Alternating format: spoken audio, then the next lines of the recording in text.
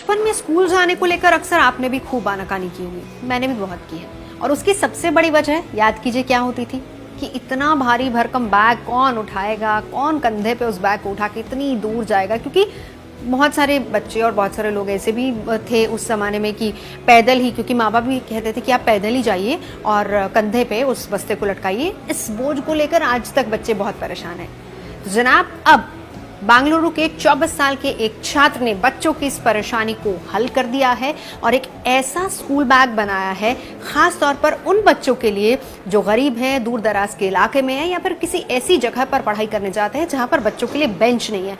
दोनों चीजों का काम करेगा, स्कूल बैग का स्कूल बैग, और साथ ही साथ जब आप क्लासरूम में बैठेंगे तो आपके लिए बन जाएगा वो बेंच। तो इस बैग को डिजाइन करने वाले का नाम है हिमांशु मुनेश्वर, जो कि 24 साल के हैं और NICC international college of design से पढ़ाई कर रहे हैं।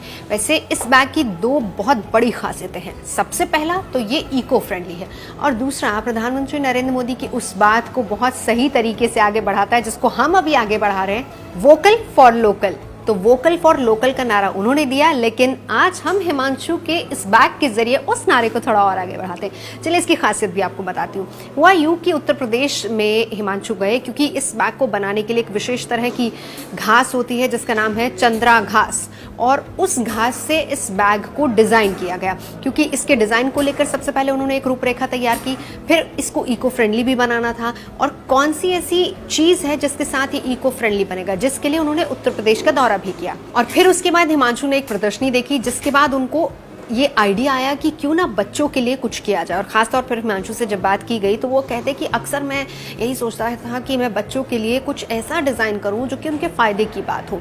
और दूसरी बात देखिए, हिमांशु ने इस बैग को डिज़ाइन करने के चक्कर में बहुत बड़े बड़े कॉर्पोरेट ऑफिस में उनको जहाँ से नौकरी का ऑफर आया था वो भी उन्होंने ठुकरा दिया। क्यों? क्योंकि वो इस बैग को डिज़ाइन करना चाहते थे। अब ज़्यादा वेट भी इस बैग का रखा नहीं गया। क्यों? क्योंकि बच्चों के कंधों के हिसाब से और कितना वेट वो उठा सकते हैं इसी को पहले देखा परखा गया, उस पर स्टडी की गई और फिर उसके बाद ये तय हुआ कि 3 किलो के करीब इस बैग का भार रखा जाएगा।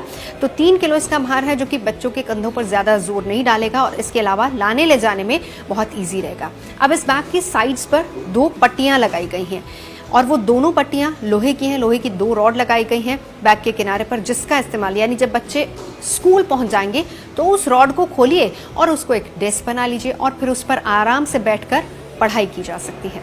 अच्छा, इस बैग को बनाने से पहले बहुत सारा रिसर्च जरूरी था। मानव विज्ञान और एग्रोनॉमिक्स के बारे में भी हिमांशु ने रिसर्च किया और फिर उसके बाद बहुत सारी चीज़ें, जिसमें सबसे बड़ी बात ये थी कि छोटी कक्षा के बच्चे भी इस बैग को ले जा सके और दूसरा इसका आकार किस तरह का हो उसकी गणना की गई और फिर उसके बाद इसको पूरी तरह से नापा गया। और अगर इस बैग को एक बेंच में तब्दील किया जाता है, बच्चे बैठकर वहाँ पढ़ाई करते हैं, तो उस दूरी का हिसाब भी रखना बहुत ज़रूरी होता है।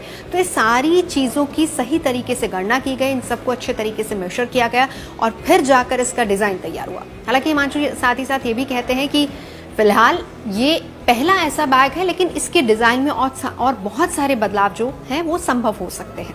यानी मकसद साफ है। पहली बात इको फ्रेंडली, दूसरी बात वोकल फॉर लोकल जिसका नारा प्रधानमंत्री और हिमांशु दोनों दे रहे हैं, हम उसको आगे बढ़ाएं, और तीसरी बात मकसद सीधे सीधे ये बैग उन गरीब बच्चों तक पहुंचे, उन इलाकों में पहुंचे जहां पर स्कूलों की उतनी सुविधा नहीं है, स्कूलों में उतनी सुविधा नहीं है, बेंचेस प्रॉपर नहीं है और इस बैग का इस्तेमाल बच्चे एक बैग और एक बेंच दोनों के रूप में कर सके।